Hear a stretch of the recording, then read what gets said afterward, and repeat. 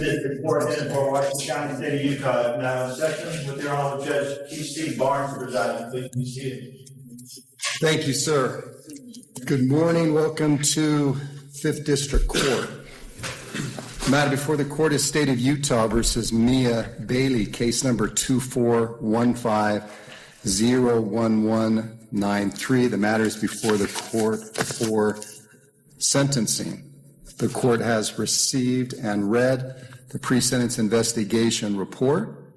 The court has also read victim impact statements submitted by the state, letters from Ms. Bailey's brothers, Corey, Dustin, and Tyler Bailey, as well as her sister-in-law, Amanda Bailey. The court has also read 3 letters submitted by the deceased grandchildren. The court has read psychological evaluation report submitted by the defense, prepared by Julia Conley, PhD, dated December 20th, 2024. The court has also read mitigation report prepared by Marissa Sandal. December 14th, 2025. In an unusual move, the defense requested that the court sentence the defendant in her absence. After carefully reviewing the motion, the evaluations, and the law, the judge denied the request. Justice, the court made clear, cannot be served in absence. With the state prepared to proceed, a heavy silence fell over the courtroom.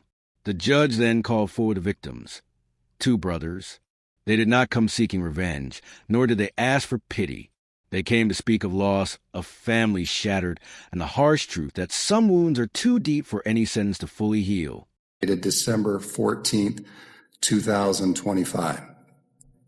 Yesterday, a motion was filed by the defense asking this court to allow Ms. Bailey to be sentenced in her absence. Before I get to that, Mr. Stout, Mr. Jager, is the state ready to proceed? Yes, Your Honor. And Mr. Stout, is the defense ready? We are, Your Honor. Thank you. Do you wish to make any argument on the motion submitted? Sir, based on the discussion we had in chambers this morning, I will just be submitting on the written document as is the written motion. Thank you. Mr. Jager? Your Honor, the state will just submit to your discretion, Your Honor.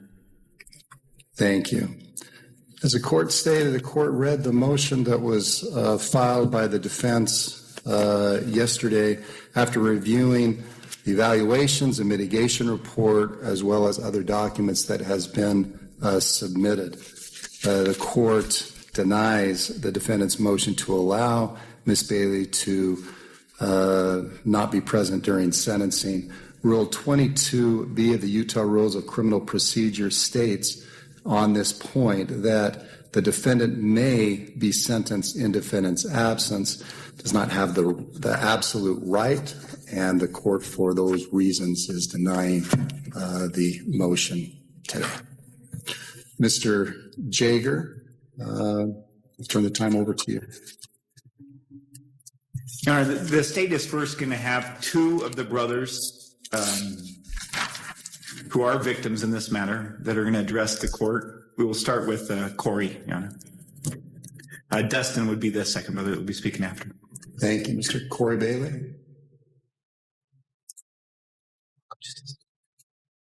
Good morning, sir.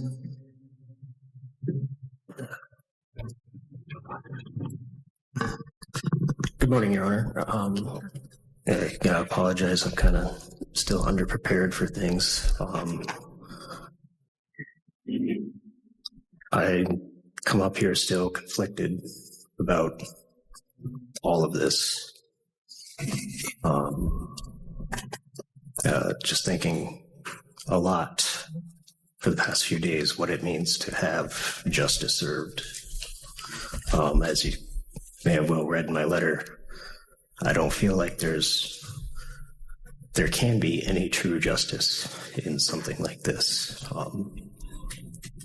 It is unfair all around that my family has been broken by this in many ways. We've lost our parents, and we've lost a sibling in many ways as well.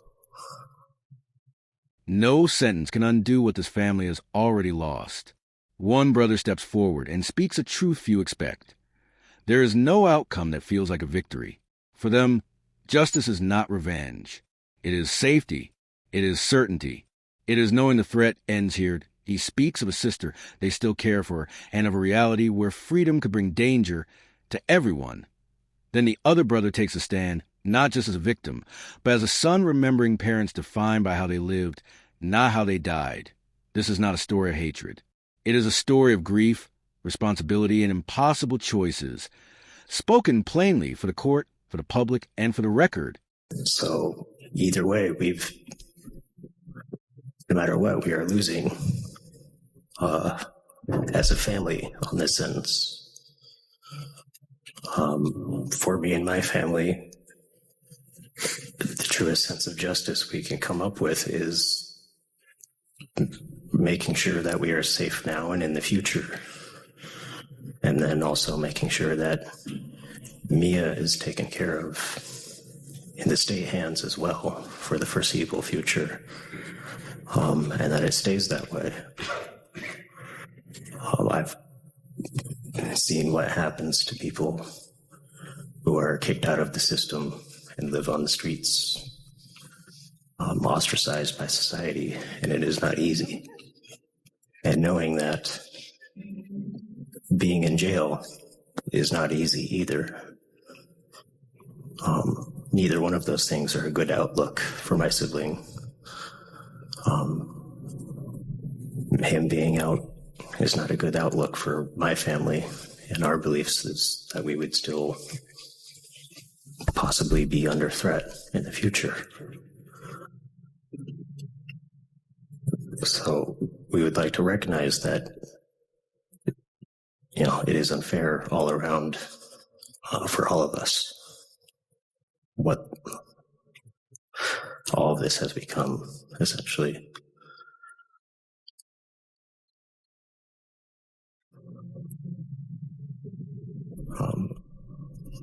I simply wish we could figure out a better way, and I can't comment on the actions of that day, the mental, role of mentality was going on, whether it was just anger or not. I don't know. I'm still, as I said, very conflicted about all of this. All I know is that what's best for us and what's best for Mia is probably staying in prison for as long as possible. And that's just, for us, that's kind of the reality we've come to.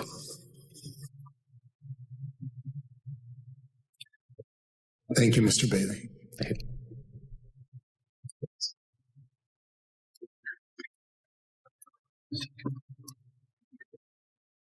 The state would now call Dustin. Thank you.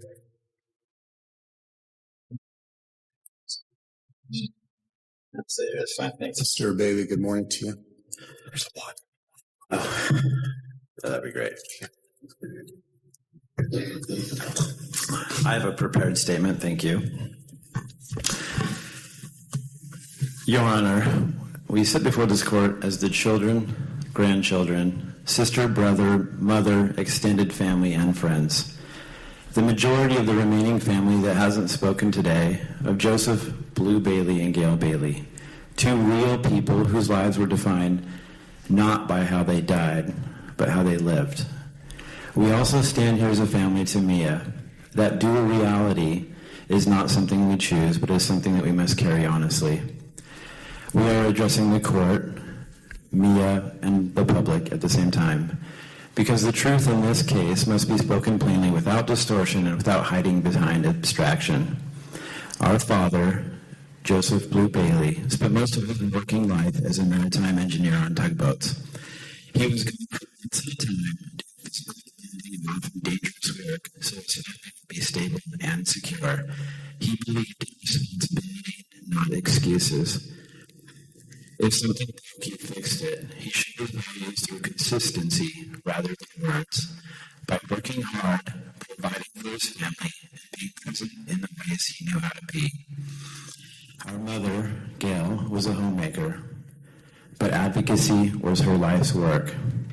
She spent years navigating schools, doctors, and systems that resisted accommodation, particularly when it came to mental illness. She did that work without a title, without pay, and without recognition, because her children mattered more than anything else. Long before most people understood what autism or schizophrenia meant, she was fighting school systems. They spoke of what was lost, not in abstractions, but in moments. Porch conversations, unplanned phone calls, a mother's pies, a father's quiet repairs, grandparents who made children feel safe. They made something else clear, too. Their parents would not have asked for vengeance. They believed in accountability. With treatment, structure, and truth SO, they spoke directly to Mia. What you did took 2 lives. That fact never softens. But they refuse to erase the full reality. Severe mental illness, system failures, missed interventions. Both truths exist at once. They ask for consecutive sentences to honor 2 lives. Not abandonment disguised as justice, but responsibility over time. Justice, they said, should be honest enough to hold it all. Attending IEP meetings, researching, calling, pushing, and insisting that her child not be written off because she was difficult or complicated. When Mia struggled, Gail's response was not frustration or withdrawal. It was persistence. She meant it, even when it had exhausted her, even when it cost her her peace, and even when it delayed the life she and our father had worked decades to earn. What we miss is not abstract. We just see at the end of the day when we were visiting. We miss phone calls that didn't have an agenda, just checking in. We miss our mom's pies that won contests and anchored our holidays, something familiar, expected, and uniquely hers. We miss our dad's steady presence, doing small repairs, keeping things moving, and grinding on without needing to be the center of it. The grandchildren who showed up, babysat, tips, boats, and activities spoiled them and made them feel safe. These ordinary moments are gone forever. If Bill and Gail were here today, they would not ask for the harshest sentence simply because it exists. They would ask for treatment, structure, safety, acknowledgement of severe mental illness, and yes, consequences, but not retribution. They believed accountability mattered. They did not believe in destroying people to satisfy anger. Mia, we do need to speak to you directly and plainly. What you did ended the lives of our parents, our family, and that truth does not soften with time, explanation, or context. 2 people are gone forever because of your actions, and accountability is required. It must be serious, and it must reflect the harm that was done. At the same time, we refuse to pretend you arrived at that moment with a healthy mind, full capacity, or adequate support. You did not. You arrived there after years of severe mental illness, escalating instability, and repeated failures by systems that were supposed to intervene when it was clear you were not safe or well. Saying this does not excuse what you did. It tells the truth about what happened. Accountability does not require us to deny your illness, and acknowledging your illness did not diminish the lives that were taken. Both realities exist at the same time. We want you to understand this. The consequences we are asking for are not rooted in hatred or revenge. They are rooted in responsibility, safety, and the reality that you required structure and treatment to survive. What happened cannot be undone, but pretending you were someone you were never capable of being does not serve justice, and it does not honor our parents. Your Honor, we support consecutive sentences because 2 lives were taken. Each life deserves to be recognized. That is not negotiable. But we are asking the court to understand that life without the possibility of parole is not justice here. It is abandonment disguised as severity. Consecutive sentences allow for recognition of each loss, long-term incapacitation, mandatory treatment and structure, and future professional review, not automatic release, but accountability over time. That distinction matters. This tragedy did not occur in isolation. One of the most painful truths is that Mia did try to get help. In the days before the murders, Mia voluntarily checked herself into a state-run mental health facility. She was experiencing significant psychiatric symptoms. She knew something was wrong. She sought care, and she was released after only 3 days. At the time of her release, she was still experiencing serious symptoms. She was not stable, she was not safe, and she was not adequately supported. We believe, and we say this with care and seriousness, that she should not have been discharged so quickly. That decision was another failure in a long chain of failures that left everybody vulnerable. That failure harmed Mia, and it endangered our parents. In the months leading up to this tragedy, Mia was also able to obtain powerful hormone medications through a telehealth system that required almost nothing of her and protected almost no one else. Just a few video calls, roughly 15 minutes each. That is what stood between Mia and medications that would further destabilize an already fragile and deteriorating mind. There was no meaningful psychiatric evaluation. There was no sustained oversight.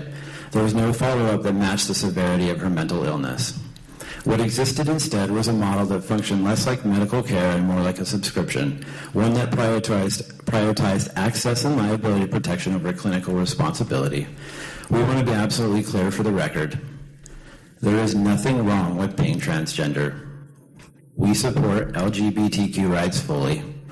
This has nothing to do with identity. This is about medical negligence. Providing powerful hormones to a person as a psychiatric crisis without proper psychiatric safeguards is not affirming care. It is reckless. In this case, it has acted as an accelerant, intensifying instability, impairing judgment, and compounding risk. That failure harmed Mia, and it endangered our parents.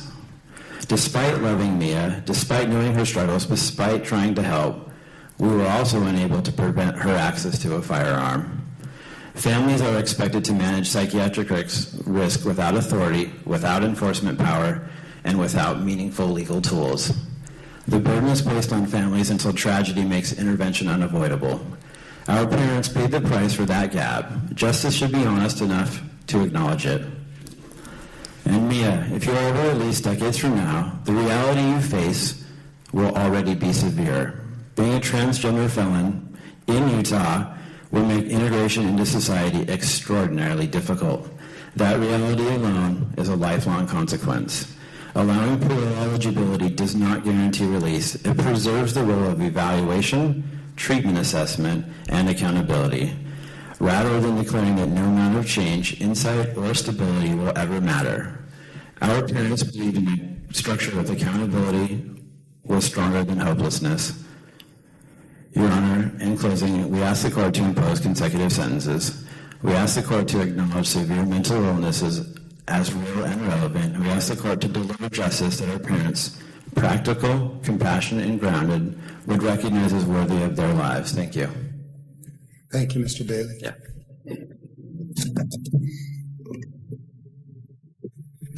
Mr. Jaeger?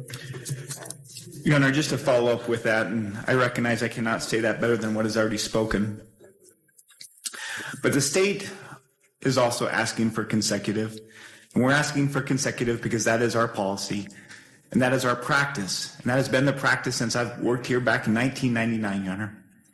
When you have two separate lives, we recognize each life, and that's what we have here, and each life deserves a separate consequence, and that's why it's consecutive, Your Honor. The second reason why I'd be requesting for consecutive is because when you look at aggravated murder, there are several different factors. And under 76-5202, in this case, and you only need one factor to charge aggravated murder, but in this case, you have 4 of those factors. First of all, under 2A, 2 or more individuals' lives were lost on that day. Under 2B, when you commit a homicide with an attempt to kill another, that is an aggravated factor. We also have that here. The defendant attempted to kill Corey. In fact, in the interview, the defendant stated that the brother was not her main target, but she would not have been sad had the gunshot killed him. The third is under 76-5202-3, an actor knowingly created a risk of death to another individual. Your Honor, Corey's wife was also there. And as Mia was running down the stairs, and they heard the shots upstairs, Corey's wife hid in the closet. Gratefully, Corey got his wife out of the closet and started climbing out the window. When Mia fired that shot through the door, it went right into the closet where Corey's wife was. It is a miracle that she is not dead. It was very close to having 3 deaths on that day. And the fourth factor, Your Honor, as to why this must be consecutive is because Mia knew that she was not allowed at that house, and yet she still went to the home, despite a protective order, despite knowing that she was not welcome there. That is an aggravated burglary. She broke into that home, and in doing so, The prosecution calls it aggravated, premeditated, heinous. They argue she planned it, purchased a gun despite a protective order, practiced at a range, chose her targets, and carried out a crime that shattered multiple lives. Because of that, the state is asking for the harshest outcome: consecutive sentences. The defense tells a different story, not a calculated evil, but of a woman with no prior criminal history, suffering from severe autism and schizophrenia, spiraling through psychosis, paranoia, and hallucinations. Even the victim's own words acknowledge it. This was not a neurotypical adult acting with cold intent, but profoundly impaired mind collapsing under a perfect storm of untreated illness. Now the court must decide: punishment or recognition of mental illness, consecutive sentences or concurrent mercy. Once again, justice hangs in the balance. that is the fourth factor under 765202, Section B, that is an aggravated factor. Based on those 4 factors, Your Honor, we are asking that this be consecutive. The final reason that I'll point out as to why this should be consecutive is just based on the heinous and premeditated nature of the crime. Mia planned this crime out, purchased a gun. Again, Mia knew that she shouldn't even be purchasing a gun because of a protective order. She went to the range, she practiced, she planned when to go, specifically targeting 4 individuals. Your Honor, I was going to go into much more detail about the heinous nature of this crime. I was prepared today to have 2 officers testify and play actually some additional evidence. But I'm not going to do that because of what the brothers have asked for and because of how they presented themselves and the statement that they have made. I believe that is sufficient. And I'm just asking you to follow what they have asked for and that you sentence Mia consecutively on these counts. Thank you. Thank you, Mr. Jager. Mr. Stout. Thank you, Your Honor. Just a couple quick housekeeping items. I would ask that the court issue an order that the psychological evaluation and the mitigation report be made part as an addendum to the pre-sentence report, so that would follow my client to the prison. That'll be the order. Thank you, Your Honor. You're welcome. Your Honor, on behalf of Mia Bailey, I am asking the court to impose concurrent sentences. Utah Code 76-3-401 addresses what the court needs to consider when considering concurrent or consecutive sentences. Subsection 2 specifically says the court shall consider the gravity and circumstances of the offenses, the number of victims, as well as the history, character, and rehabilitative needs of the defendant. And I will focus my comments today on Mia's history and character and rehabilitative needs. First, and I think very importantly, Mia has no prior criminal history. None. No prior convictions, no prior arrests. And what the court has already heard today and what the court has already read in the pre-sentence report, as well as the victim impact statements, is that Mia is severely mentally ill. She was diagnosed with autism at age 4, which, to be clear, is not a mental illness. It is a disability, and it does greatly affect her behavior and affected her development. She's also been diagnosed with ADHD, OCD, anxiety, depression, psychosis, possible bipolar with psychosis, and schizophrenia. Part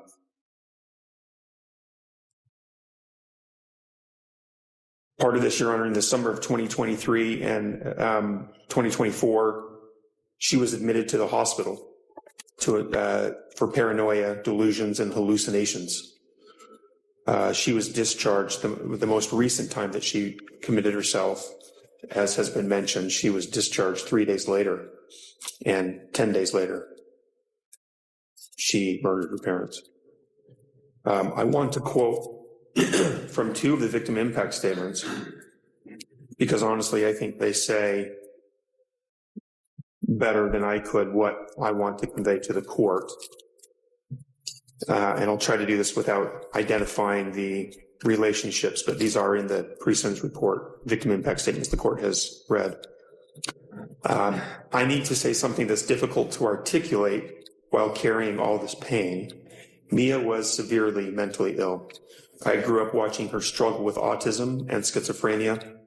I saw how hard the victims worked to help her, to find treatment that would work, to support her, even when she was difficult and frightening and exhausting to be around. They never stopped trying because they understood something about her condition that's hard for a lot of people to grasp, that her cognitive functioning and emotional regulation were profoundly impaired in ways that make her fundamentally different from neurotypical adults. What she did was devastating and unforgivable in so many ways. She deserves to spend decades in prison for taking them from me, from all of us. But I recognize what the victims spent their lives recognizing, that Mia's actions came from a place of severe psychiatric dysfunction, not calculated evil. The combination of her autism, schizophrenia, and the hormonal destabilization she was experiencing created a perfect storm that her already impaired brain couldn't withstand. From another one of the impact statements, and this one's a little more brief. I need this court to understand something fundamental. Mia is not a neurotypical adult who made calculated evil decisions. Mia has severe autism and schizophrenia, a combination of conditions that left her functioning at the cognitive and emotional level of a young child, particularly during times of stress or psychiatric crisis. And I offer these comments, Your Honor, not as an excuse, but somewhat of an explanation, and just on behalf of Mia, for the court to understand what led up to these horrific events. What this shows, Your Honor, is that Mia's history and character is not that of a calculated, evil, cold-hearted person. Her rehabilitative needs are significant, and very well, she may be rehabilitatable, but only time will tell. We can't predict the future. No one in this courtroom knows what 20 or 30 years will look like. Not for the victim's family, not for the court, and not for Mia Bailey. By pleading guilty, Mia accepted responsibility for the death of her parents and for the harm to her brother. The defense argues that punishment is inevitable either way. Life remains on the table. The only question is who should decide the future. The judge today or the Board of Pardons years from now concurrent sentences, they argue, do not mean freedom. They mean flexibility, a chance, someday, for experts to determine whether a severely mentally ill woman can ever safely reenter society. And then, for the first time, the court hears Mia's own words. Words of remorse, words of regret, Words that leave the entire courtroom silent. Future on that. I don't know. I don't think anybody knows 20, 30 years from now where Mia will be as far as whether she can function in society, whether she's paid the price. By pleading guilty, Your Honor, she accepted responsibility for causing the death of her parents and assaulting her brother. In the pre-sentence interview, as noted in the pre-sentence report, Mia expressed remorse for her actions and regret for what she did. For all of this, she will spend significant time in prison. But as we all know, how much time she spends in prison will be up to the Board of Pardons.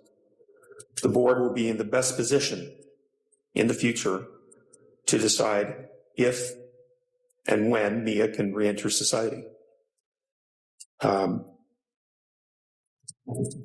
Both the options the court has of concurrent or consecutive, both have the life top as an option. So that, simply put, by imposing concurrent sentences, this will give the Board of Pardons and Parole the greatest flexibility to determine if and when appropriate to allow Mia to be paroled, to be released, and to reenter society. That's what I'm asking the court to do, is simply give the board the most discretion by allowing concurrent sentences so that they can make that determination, recognizing that under either scenario, they could keep her there for the rest of her life. But concurrent allows them the greatest flexibility to make that decision in the future. And with that, I will submit, Your Honor, I believe my client still wants me to read a statement when the court is ready for that. She understands she has a right to, well, I'll let the court address that. Okay. Thank you, Mr. Stout. You may go ahead and read the statement written by your client. And Your Honor, this, Mia did write the statement. I had talked to her about her option to address the court directly. I also offered the option for her to prepare a statement and have me read it. So I did help her with the very last part of this, but this is her statement, her words. It's fairly short. It brings me great pain and regret of the events that followed. I was not in a stable mindset at the time, and if only I had gotten help, this would have been preventable. It makes me want to die because I can't live with myself.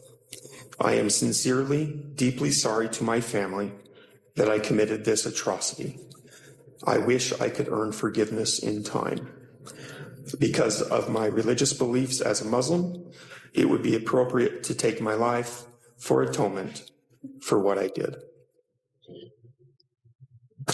Your Honor, those are Mia's words, and I'm just asking the court to impose concurrent sentences again to give the board the greatest flexibility about making that decision in the future. Thank you. Thank you, Mr. Stout. Anything else that the defense wishes to present? No, Your Honor, that's it. Mr. Jager, anything else? Your Honor, if we could just approach for a moment. You may.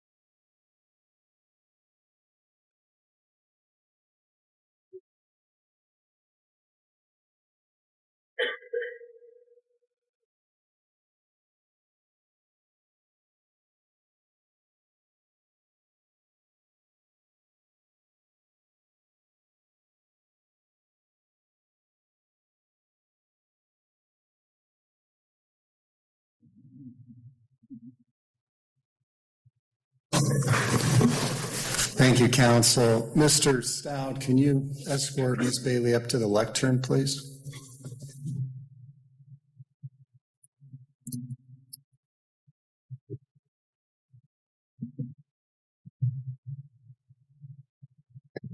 Thank you.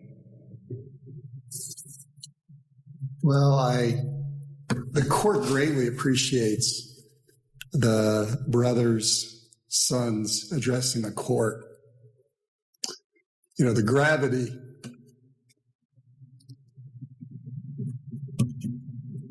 that this court feels in the courtroom is very real.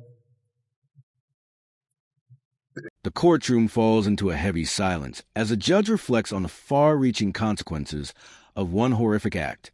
Ms. Bailey stands before the court for crimes that took her parents' lives and forever altered her family.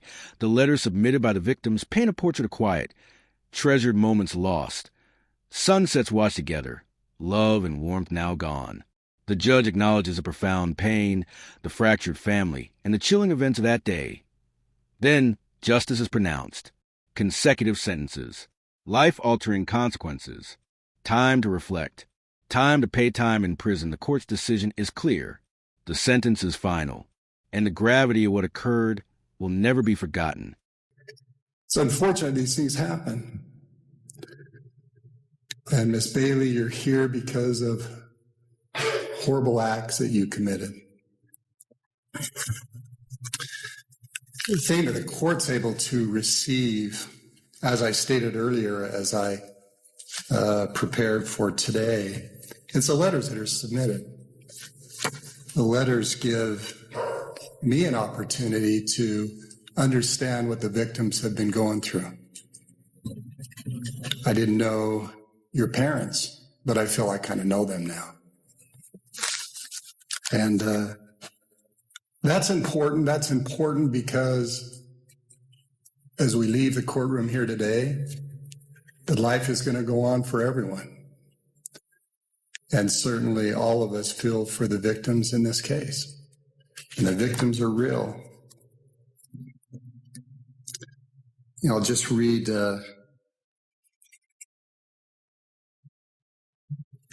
one part of a statement that the granddaughter wrote.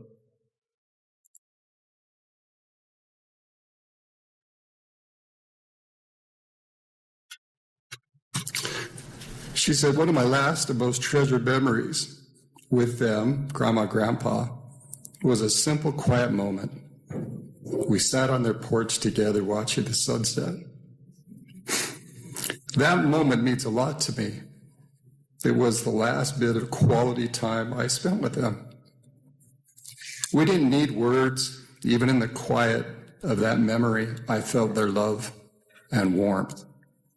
Every sunset I see now reminds me of them and our last moments together. Losing them has left a constant ache in me that I've been carrying ever since. See, the reality is that it's not just that your parents have passed on now with an act that you committed. It's the ripple effect that so many people feel. And it's a cliche for a court to try to suggest that after sentencing that we can all move on.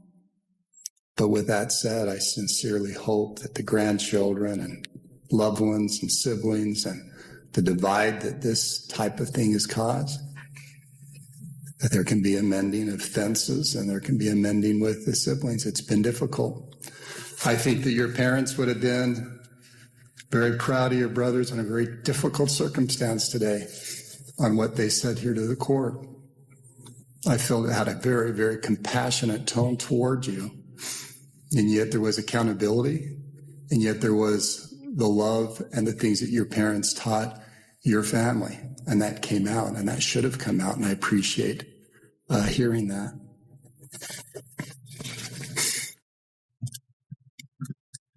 Your acts on that day were very chilling. If we follow what happened, you came to the house, you had a gun, you shot your parents, then you proceeded to go downstairs, the door was locked. Shot into the room, your brother Corey and Amanda were. And then you went back upstairs. Miss Bailey then went back upstairs. She stated she returned to her father, who was lying on the ground, and shot him one more time in the head to make sure he was dead. Spent shell casings were also found near Joseph Bailey's body. She heard her mother making noises. Miss Bailey walked back over to her mother and shot her in the head to make sure she was dead.